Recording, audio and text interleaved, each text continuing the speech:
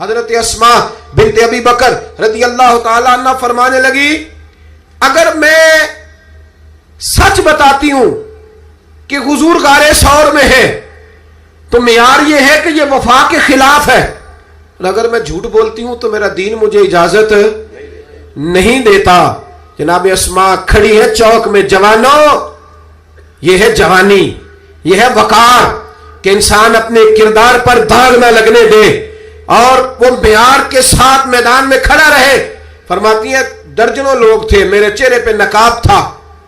ابو جہل نے پھر پوچھا بتاتی کیوں نہیں؟ کہتے 1 منٹ تھا فیصلہ کرنے کے لیے، پھر میں نے فیصلہ کیا عشق بھی بچانا ہے اور دین بھی بچانا ہے۔ فرماتی ہے میں نے فوراً کہا، میں نے کہا ابو جہل سن، پھر اگر تو سوال سے باز نہیں آتا تو سن، میں صدیق کی بیٹی ہوں، جھوٹ نہیں بول سکتی، مجھے خبر ہے وہ دونوں کہاں ہیں، پر میں تمہیں بتاؤں گی نہیں۔ جا جتنی طاقت اور جرت ہے وہ لگا لے، پر میں تجھے بتاؤں گی میں تجھے خبر ہے۔ اقبال بولے، کہنے لگے جب عشق سکھاتا ہے آداب خود آگاہی، پھر کھلتے ہیں غلاموں پر اسرار شہنشاہی۔ اتنا بڑا جملہ کہہ دیا، یہ وہی ہے کہ قوت عشق سے ہر پست کو بالا کر دے، دہر میں اسم محمد سے اجالا کر دے۔ کہا مجھے پتہ ہے کہاں ہے، پر میں تمہیں بتاؤں گی نہیں۔ اب اتنے بڑے بازار میں اتنے بڑے چودھری کو، اتنے بڑے سیٹ کو لاجواب نہیں بتاتی میں؟ تو بزدل لوگ ہوتے ہیں، پھر جب دلیل ختم ہوتی ہے تو جھگڑا کرتے ہیں۔ ابو جہل نے ایک تھپڑ مارا۔ جناب اسما کہتی ہیں یہ سردار کا گھر تھا، کبھی کسی کی طاقت نہیں ہوئی تھی، پر یہ تھپڑ بھی میں نے نبی کے نام پہ کھایا۔ فرماتی ہے میں زمین پہ گری، میرے کان میں بالی تھی، وہ ٹکرائی ایک پتھر سے، خون بہنے لگا۔ لوگوں نے ابو جہل کو پکڑا، حیا کر، بچیوں کے اور عورتوں کے منہ لگتا ہے، اسے لے گئے۔ فرماتی ہے میں اسی طرح اٹھی، اٹھ کے میں نے چہرے پر پھر سے کپڑا لپیٹا، خون کو چھپایا اور پھر روٹی پکانے لگی۔ فرماتی ہیں اسی طرح کھانا بنایا، پھر کئی دفعے نکل نکل کے دیکھا، جب کوئی راہوں میں نہ رہا، فرماتی ہیں سنسان رستوں میں میں غار ثور کی طرف بڑھی، اور جب میں غار ثور میں کھانا لے کے گئی تو چہرہ چھپا ہوا تھا۔